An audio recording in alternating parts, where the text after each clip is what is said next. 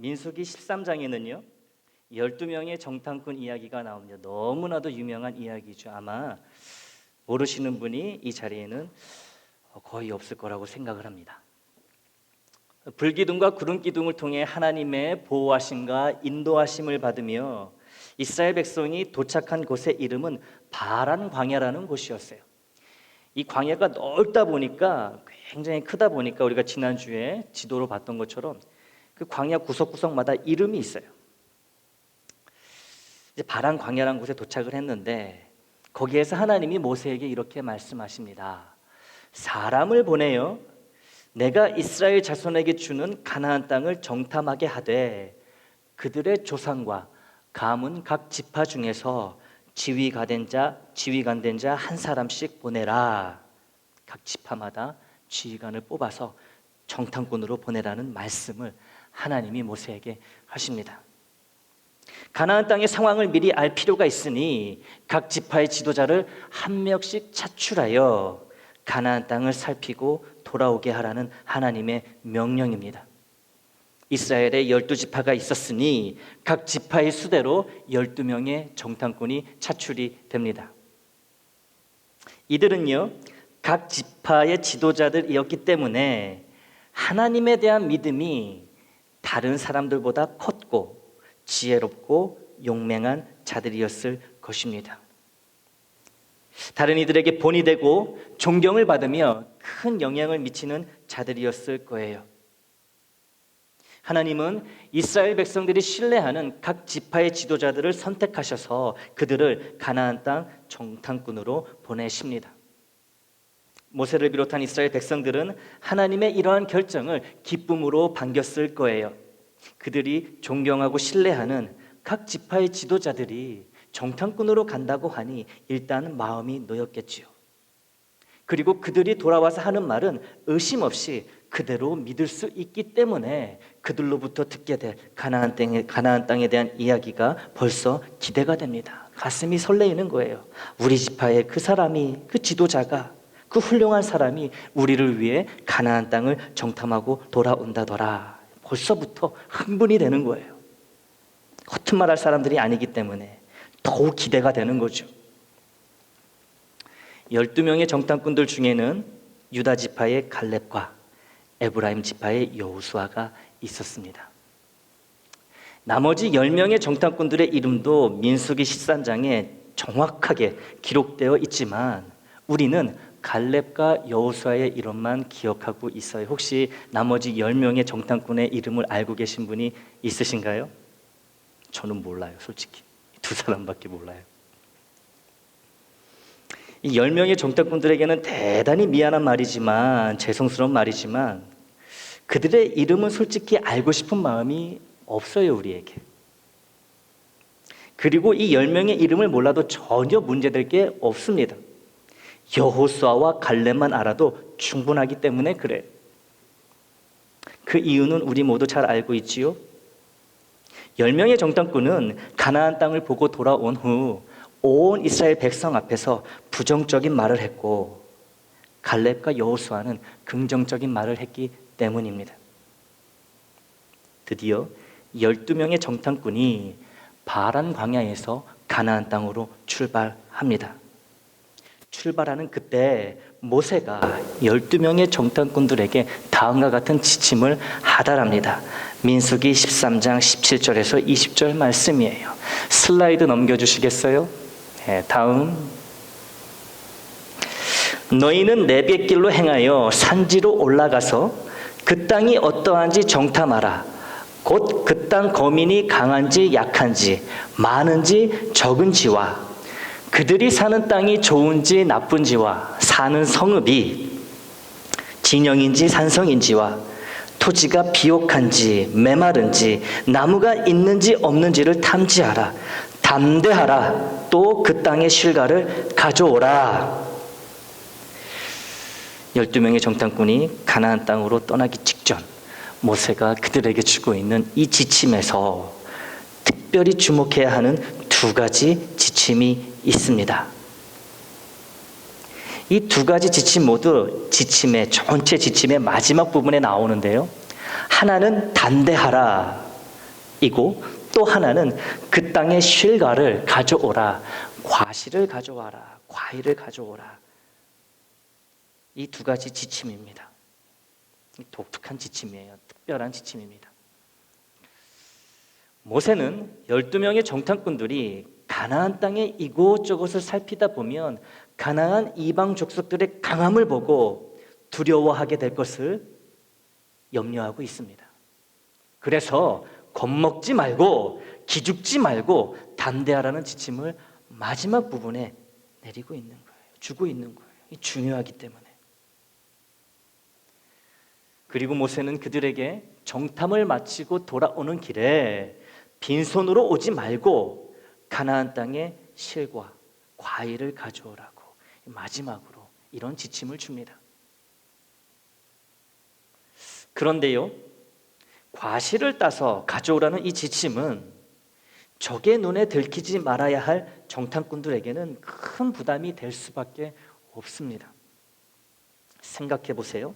정탐꾼은 영어로 스파이죠, 스파이. 스파이에게 가장 중요한 게 무엇이지요? 정체가 탄로나지 않는 것입니다. 스파이에게 가장 중요한 것은요, 같은 편인 척하는 거예요. 절대로 적이라는 것을 드러내거나 이렇게 탄로가 나면 끝인 겁니다. 12명의 정탐꾼의 경우 정체가 발각되면 히브리 사람들이다, 이스라엘 사람들이다, 이 정체가 발각되면 죽임을 당할 수밖에 없습니다.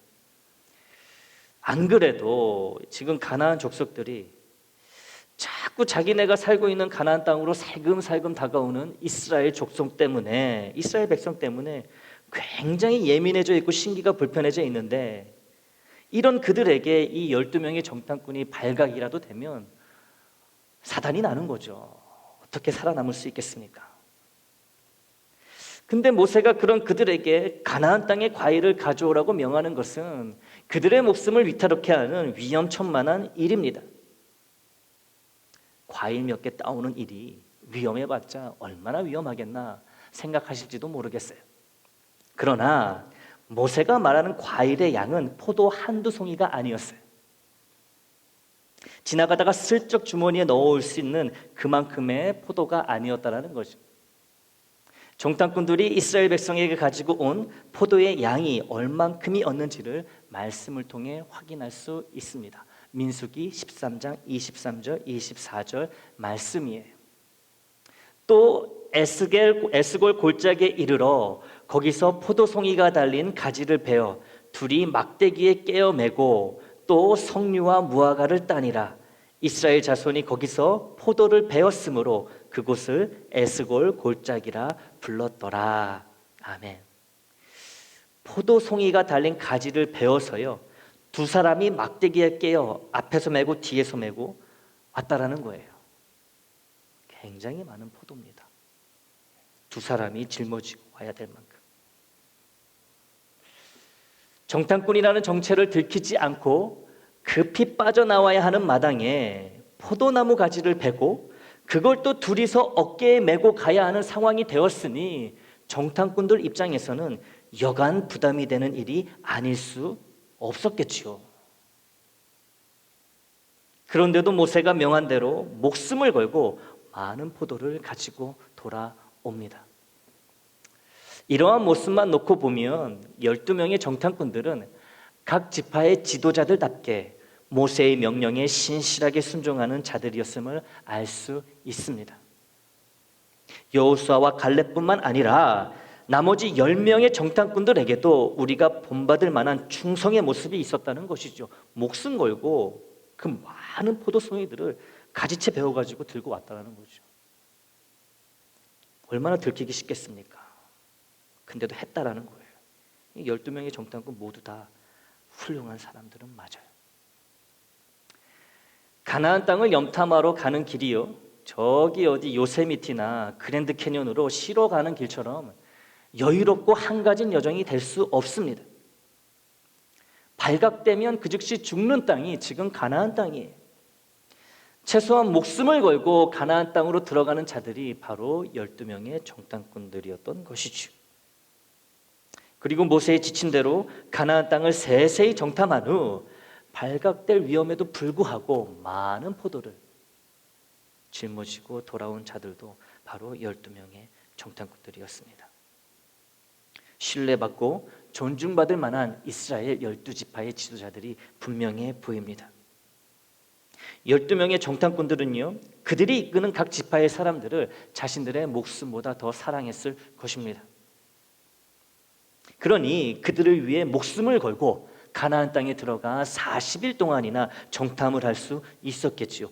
4시간도 아니고요, 4일도 아니고요, 40일입니다. 이스라엘 백성을 사랑하는 마음이 없다면 이렇게 할 수가 없겠죠. 자기의 지파를 목숨보다 사랑하는 12명의 정탐꾼이 드디어 40일간의 가나안 정탐을 마치고 이스라엘 백성이 머물고 있는 바란 광야로 돌아옵니다. 온 이스라엘 회중이 정말 눈이 빠지도록 그들을 기다렸겠죠. 모두 무사한지, 가나안 땅은 과연 어떤 곳인지 긴장과 설렘이 복잡하게 엉켜있는 마음으로 온 이스라엘이 그들을 맞이합니다. 드디어 그들의 보고가 시작됩니다. 민수기 13장 26절, 29절이에요. 이번에는 쉬운 성경본으로 읽어보겠습니다. 잘 들어보세요. 그들은 모세와 아론과 모든 이스라엘 백성에게 보고를 하고 그 땅에서 가져온 과일을 보여주었습니다. 그들이 모세에게 말했습니다. 당신이 가라고 한 땅에 갔었습니다. 그 땅은 온갖 식물이 아주 잘 자라는 땅입니다. 거기에서 자라는 열매를 여기에 가져왔습니다. 그러나 거기에 사는 백성은 강합니다. 그들의 성은 성벽도 있고 큽니다. 우리는 거기에서 아낙 자손도 보았습니다. 아말렉 사람들은 네게브 지방에 살고 있습니다. 헷 사람과 여부스 사람과 아모리 사람은 산악 지방에서 살고 있고 가나안 사람들은 바닷가와 요단 강가에서 살고 있습니다. 이런 보고를 해요. 정탐꾼들의 이 보고에는 좋은 소식과 나쁜 소식이 함께 등장하고 있습니다. 그런데요, 순서에 유의할 필요가 있어요. 좋은 소식은 짧고 간단하게 보고됩니다. 하지만 28절에 그러나를 시작으로 하는 나쁜 소식은 29절 끝에 이르기까지 줄지어 연달아 자세히 보고되고 있어요. 좋은 소식은 짧고 나쁜 소식은 길다라는 것이 무엇을 의미할까요? 이 좋다라는 거예요, 나쁘다라는 거예요? 정탐꾼들의 이 보고가 이스라엘에게 결코 좋은 소식이 아니라 나쁜 소식이라는 것이지요. 언젠가 말씀을 드린 것처럼 이런저런 말을 하다가 그러나라는 말이 들리면 이 그러나 그 다음부터 이어지는 말이 그 말하는 상대방의 진짜 의도가 되는 거예요. 진짜 하고 싶은 말이 그 그러나부터 나오는 거예요. 그래서 다른 말은 다 놓쳐도 기억하지 못해도 그러나 다음에 나오는 말은 주의해서 귀담아 들어야 합니다. 정탐꾼들의 보고는 가나안 땅이 비옥하여 이렇게 실한 포도들과 석류, 무화과가 자란다는 좋은 소식으로 시작하고 있어요. 그런데요, 이게 다예요. 그냥 끝이에요. 거기서 가져온 과일입니다. 참 탐스럽지요? 끝. 그리고 곧바로 그러나가 나오면서 나쁜 소식이 봇물 터지듯 쏟아져 나옵니다. 가나안 족속들이 강하고 그들의 성은 크고 든든하고 기골이 장대한 아낙 자손들이 살고 있고 가나안 땅 주변으로 아말렉 족속과 헷 족속, 여부스 족속, 아모리 족속이 진을 치고 있고 또 가나안 족속들은 노른자 땅이라 할 수 있는 바닷가와 요단강에 살고 있다고 이렇게 보고를 해버립니다. 이 보고는요, 가나안 땅이 소문대로 적각꿀이 흐르고 이처럼 실한 과실이 주렁주렁 자라나는 곳이 맞지만 그러나 거기에는 거인같이 장대한 아낙 자손들이 살고 있고 그들이 살고 있는 성읍은 견고하며 또 사방으로 힘센 이방 족속들이 즐비하여 광야에서 떠돌이 생활하는 우리 이스라엘 민족이 절대로 비집고 들어갈 수 있는 곳이 아닙니다 라는 말과 같은 거예요. 결국 정탐꾼들의 이 보고는 가나안 땅에 들어가면 온 이스라엘이 몰살을 당할 게 뻔하니 가나안 땅에 들어가지 말자는 말이지요. 아무리 적각꿀이 흐르고 과실이 탐스럽게 열려도 죽으면 그 모든 게 무슨 소용이 있냐는 것이에요. 그런데 이 보고를 가만히 듣고 있던 갈렙이 이게 아닌데 하며 나서서 다음과 같은 반론을 제기합니다. 갈렙이요, 12명 중에 한 명인 갈렙이 이런 이야기를 해요. 민수기 13장 30절. 이번에도 쉬운 성경으로 읽어보겠습니다. 그러자 갈렙이 모세 앞에 있는 백성을 잠잠하게 한 뒤에 말했습니다. 우리는 올라가서 저 땅을 차지해야 합니다. 우리는 할 수 있습니다. 그러자 여호수아를 제외한 10명의 정탐꾼들이 한 목소리로 갈렙의 입을 막습니다. 31절이에요. 그러나 갈렙과 함께 갔던 사람들이 말했습니다. 우리는 그 백성들을 공격할 수 없습니다. 그들은 우리보다 강합니다. 그 사람들은 자기들이 정탐한 땅에 대해 이스라엘 백성에게 나쁜 소식을 전해 주었습니다. 그들이 말했습니다. 그 땅은 우리를 삼키고 말 것입니다. 우리가 봤던 사람들은 모두 키가 매우 컸습니다. 우리는 그곳에서 네피림 백성도 보았습니다. 아낙 자손은 네피림 백성의 자손일 것입니다. 그들은 거인이었습니다. 우리는 스스로 보기에도 메뚜기 같았고 그들에게도 메뚜기 같아 보였을 것입니다. 올라가서 가나안 땅을 차지해야만 하고 차지할 수 있다는 갈렙의 말이 10명의 말에 의해 그대로 묵살당하고 맙니다. 10명의 목소리를 어떻게 당해내겠습니까? 갈렙 한 사람의 말보다 10명의 말이 더 설득력 있게 들리는 것은 당연합니다. 당연하죠. 가나안 땅을 차지해야 하고 차지할 수 있다는 갈렙의 말에는 어떻게 차지하고 어떻게 차지할 수 있는지에 대한 구체적 해답이 없어 보이는 반면에 10명의 정탐꾼들의 말에는 가나안 땅에 왜 들어가면 안 되는지, 왜 가나안 땅을 차지할 수 없는지 그 구체적인 예들이 정확히 들어 있습니다. 우리가 지금 이스라엘 백성이더라도 갈렙의 말은 한 귀로 들어와 한 귀로 빠져나가는 그런 덧없는 말로 들릴 거예요. 하지만 10명의 정탐꾼들이 말하는 가나안 땅에 들어가면 안 되는 이유들은 우리의 두 귀로 쏙 들어와 머리와 가슴에 그대로 박히는 것이죠. 구체적이거든요. 왜 가면 안 되는지 이유가 정확합니다. 반면에 갈렙의 말에는 가야 된다, 할 수 있다, 이게 다거든요. 아니나 다를까 이스라엘 백성들이 갈렙의 말이 아닌 10명의 정탐꾼들의 말을 듣고 모두가 밤새도록 통곡합니다. 밤이 새도록 모세와 아론을 원망합니다.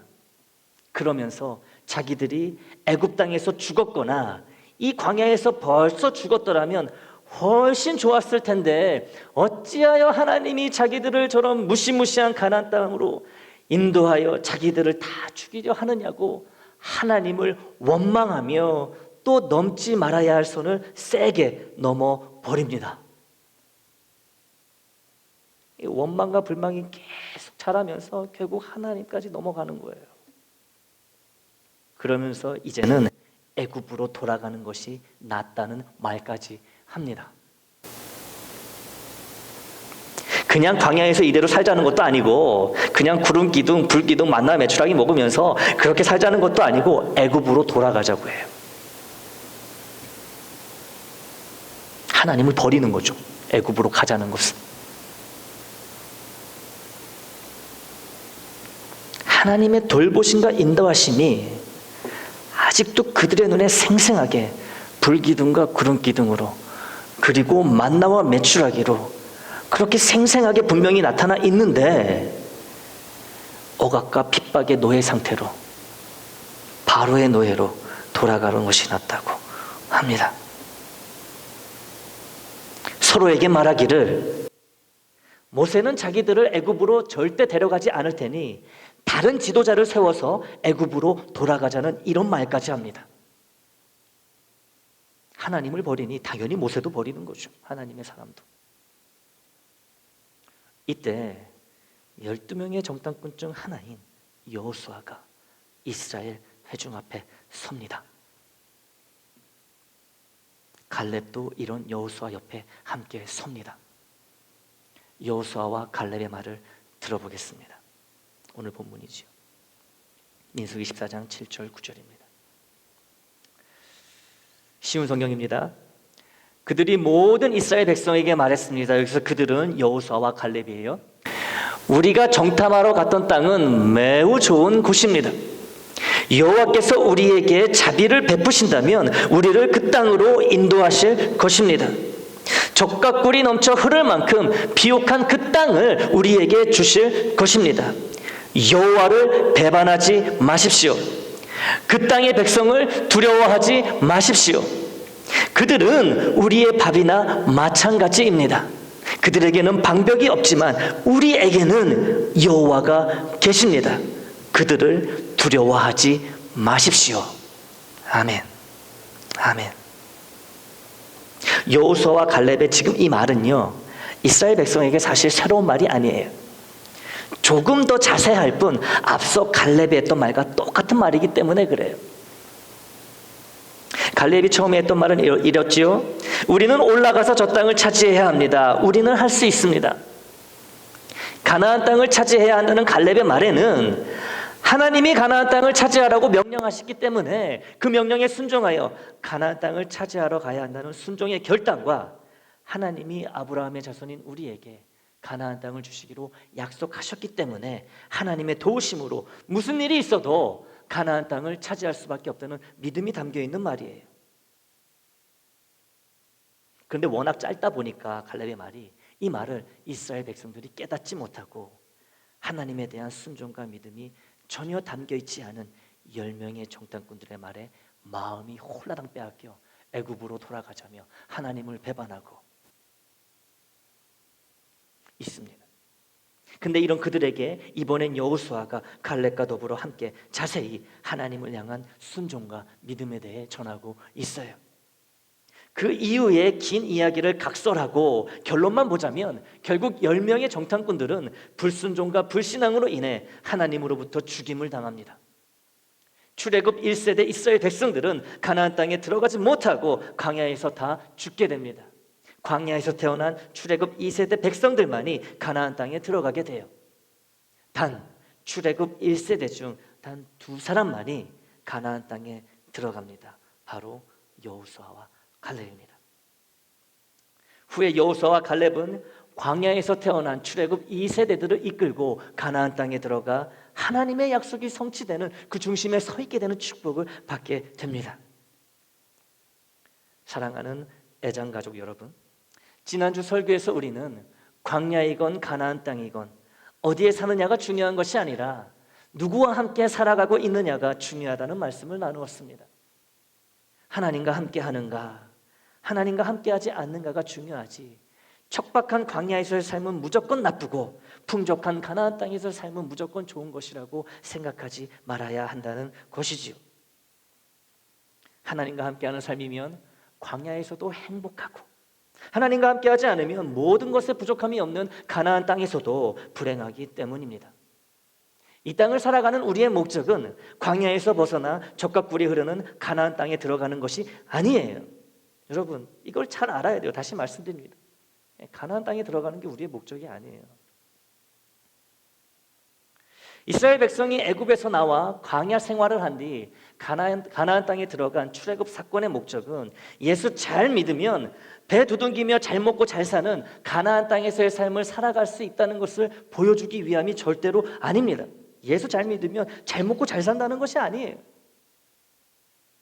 하나님의 말씀대로 살고 순종하면 세상이 인정하고 부러워하는 재물과 건강, 명예를 반드시 얻는다는 것을 알려주는 사건이 출애굽 사건이 아니라는 것이지요. 출애굽 사건의 목적은 하나님의 약속이 성취되는 그 순간 그 자리에 있으려면 어떻게 해야 하는지를 알려주는 것이요. 이것이 출애굽 사건의 목적입니다.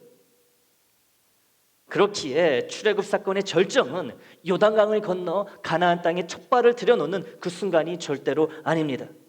여리고 성이 무너지던 그때도 아니에요. 출애굽 사건에 있어서 가장 중요한 절정은 오늘 본문의 장소인 바란 광야에서 발생한 사건입니다. 가나안 땅에 들어가면 모두 죽게 된다는 10명의 정탐꾼들의 말을 듣고 온 이스라엘이 모세와 아론 그리고 하나님을 밤새도록 원망하며 애굽으로 돌아가려고 할 때 여호수아와 갈렙이 가나안 땅을 차지해야 하고 차지할 수 있다고 외쳤던 바로 이때가 출애굽 사건의 가장 중요한 순간이 된다는 거예요. 모두가, 이스라엘 백성 모두가 하나님의 불기둥과 구름기둥, 만나와 메추라기로 동일한 은혜의 삶을 살아왔지만 이스라엘 백성 중 여호수아와 갈렙을 제외하고는 그 누구도 이 위기의 때에 하나님의 명령과 약속을 기억하지 못했습니다. 하나님 편에 서지 못했고 하나님의 이름을 자랑하며 의지하지 못했어요. 10명의 정탐꾼들이 이스라엘 백성을 사랑하지 않아서가 아니에요. 그래서 갈 수 없다고, 가면은 죽는다고 이런 부정적인 이야기를 했던 것이 아닙니다. 그들은 이스라엘 백성들을 여호수아와 갈렙 못지않게 사랑했을 것입니다. 그러나 10명의 정탐꾼들은 여호수아와 갈렙 이 두 사람과 다른 점이 있었어요. 아주 중요한 다른 한 가지 점이 있었습니다. 그들은 하나님의 은혜를 은혜로 여기지 못했고 은혜 속에 거하지 못했습니다. 은혜를 은혜로 알지 못했고 은혜 속에 살지 못했다라는 거예요. 이게 10명의 정탐꾼들과 여호수아와 갈렙 이들과의 차이점입니다. 10명의 정탐꾼들의 삶 속에는 그리고 이스라엘 백성을 향한 그들의 사랑에는 하나님이 없었어요. 하나님이 없는 열심과 하나님이 없는 사랑이었다라는 거죠. 그들 자신과 이스라엘 백성을 하나님보다 더 사랑했던 거예요. 그래서 10명의 정탐꾼들과 그들의 말에 현혹된 출애굽 1세대 모든 백성들은 40년간의 은혜의 세월을 은혜롭게 마치지 못했습니다. 가나안 땅에 들어가지 못하고 광야에서 죽었기 때문에 은혜롭게 마무리 짓지 못했다는 말씀이 아니에요. 반드시 이루어지고 성취될 수밖에 없는 하나님의 약속에 그들이 참여하지 못했기 때문에 은혜로운 마무리가 아니라는 말씀입니다.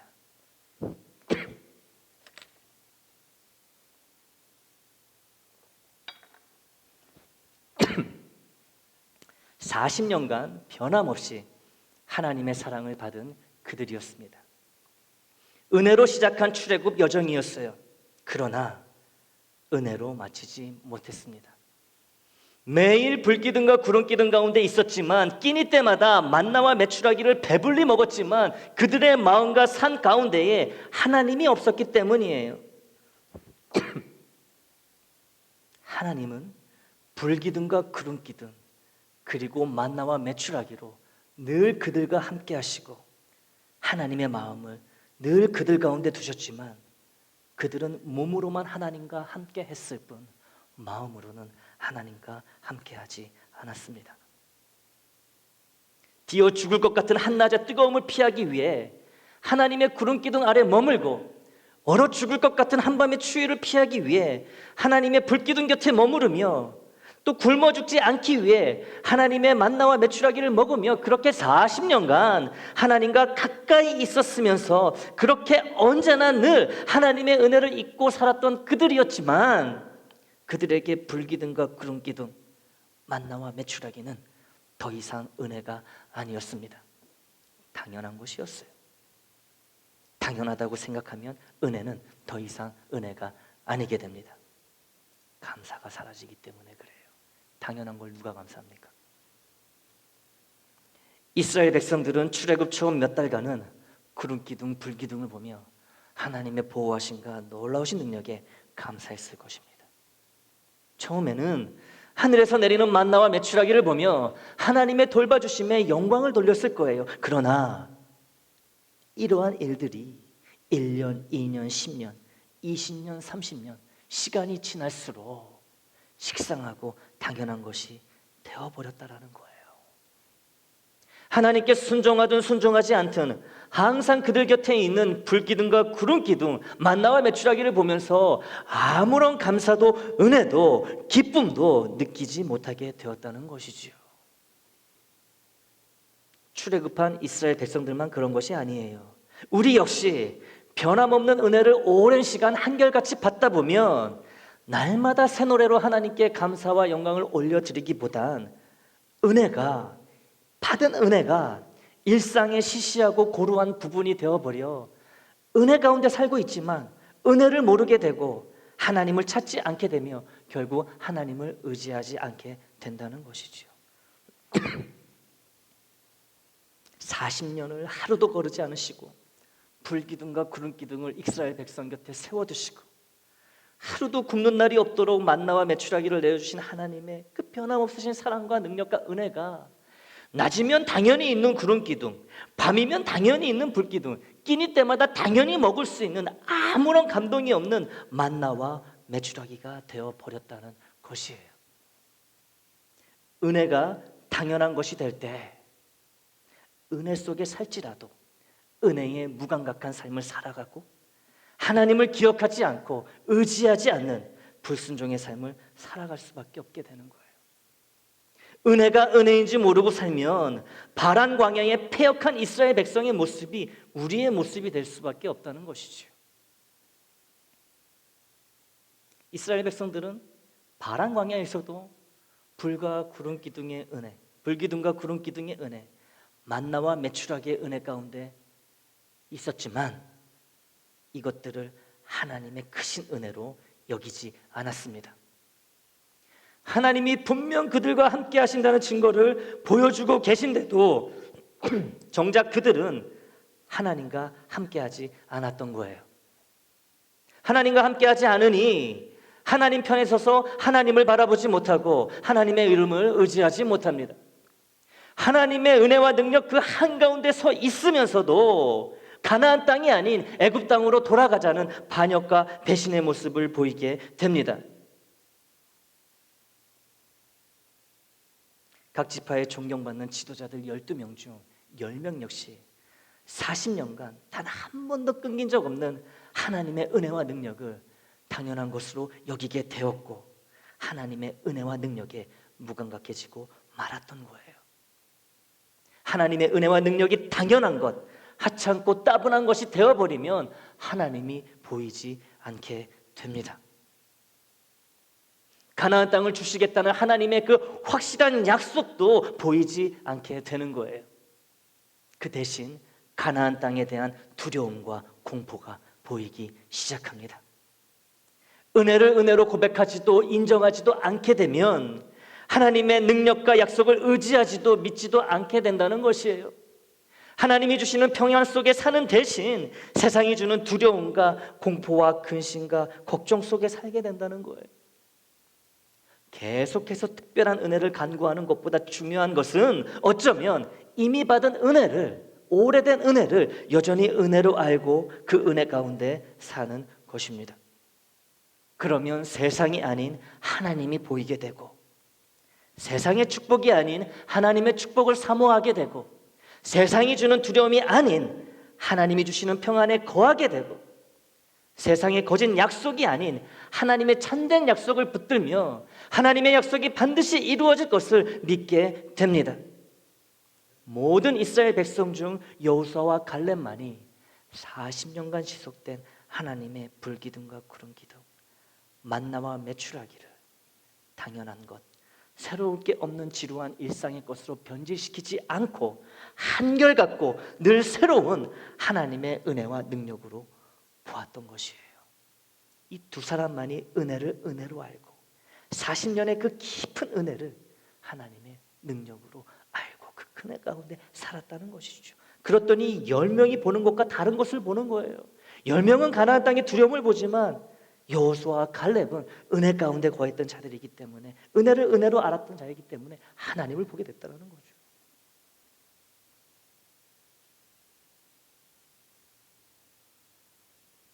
이 두 사람만이 이스라엘 백성의 연약함이 아니라 그들을 40년간 지키시고 돌보아 주셨던 하나님의 강함을 볼 수 있었습니다.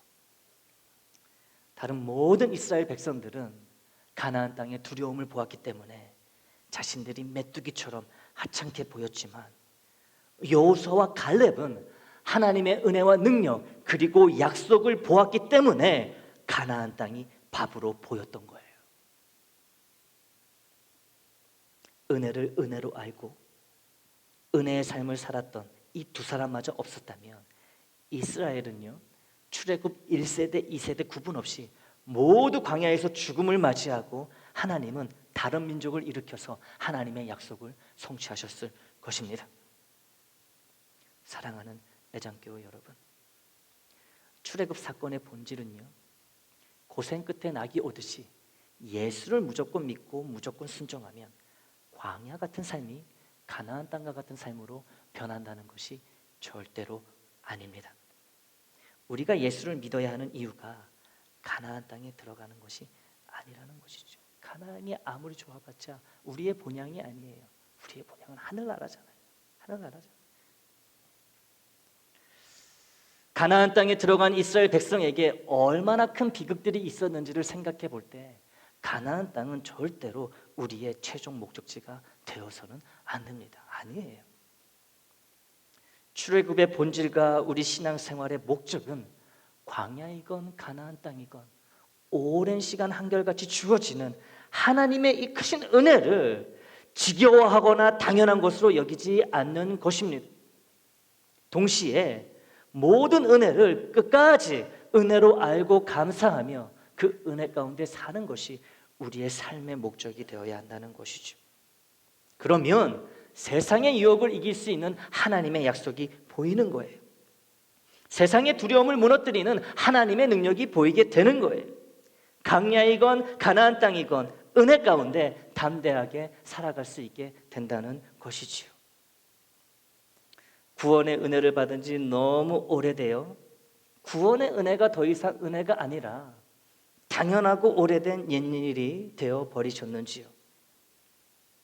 구원의 은혜가 기쁨과 생명이 되는 놀라운 은혜로 되살아나고 구원의 은혜를 살아가게 되시기를 축복합니다. 함께한 남편과 아내 가족이 오래 함께 살았다는 이유로 서로에 대한 감사가 없어지셨는지요. 하나님이 주신 참으로 귀한 선물인 남편과 아내 가족이 내게 주신 큰 은혜로 되살아나고 하나님과 서로에게 끊임없이 감사하게 되시기를 축복합니다. 교회에 다닌 지 오랜 세월이 지나다 보니 변함없이 같은 자리에 우리 교회를 있게 하시고 지켜주신 하나님의 은혜가 당연한 것, 원래 그래야 하는 것으로 바뀌지는 않았는지요. 우리 교회에 대한 첫사랑과 귀히 여기는 마음이 되살아나기를 축복합니다. 또 다른 은혜의 선물인 교우들에 대한 마음은 어떠신지요?